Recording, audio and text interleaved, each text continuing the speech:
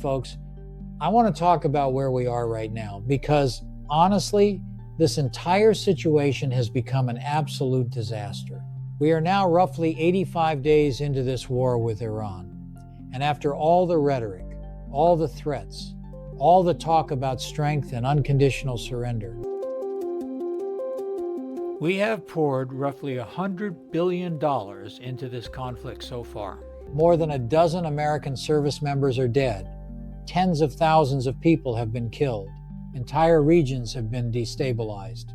Oil markets have been shaken. Global tensions have escalated. And despite all that blood and treasure, we are in a weaker position. I believe the United States is now in a weaker position than we were just a few months ago, and far worse than after the JCPOA was negotiated. And this is where the hypocrisy becomes impossible to ignore. In 2016, Obama negotiated with Iran and released $1.7 billion of Iranian money as part of the Iranian deal that Trump ripped up as soon as he got into office. Remember the outrage?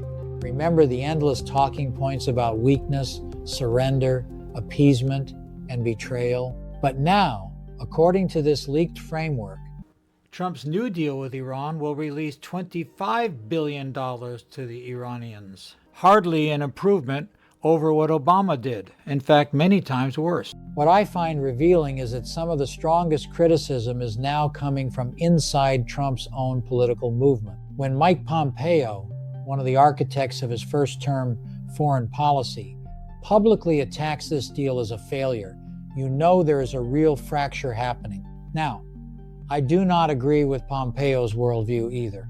His answer always seems to be more escalation, more confrontation, more militarism.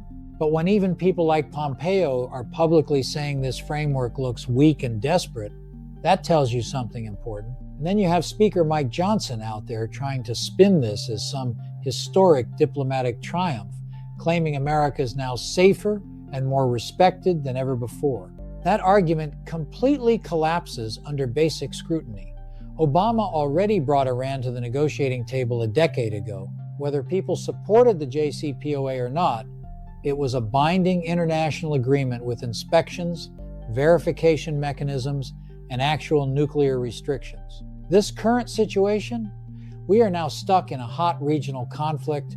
Our alliances have been strained. Our international credibility has taken damage, and according to reports from groups like CSIS, our military readiness has been weakened because interceptor missile stockpiles have been depleted. In other words, we are running low on leverage and we are running low on ammunition.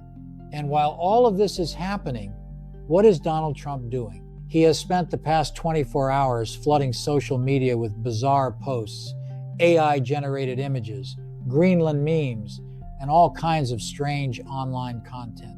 The irony is that Trump himself undermines the White House narrative. Advisors insist he is hard at work, still in the Oval Office, grinding away. But if someone is posting nonstop online all day long, that does not exactly project discipline, focus, or competence. Maybe he's just sitting there posting. When Stephen Cheung reacts to criticism with profanity-filled personal attacks, I do not see strength. I see panic. I see an administration trying to control the narrative.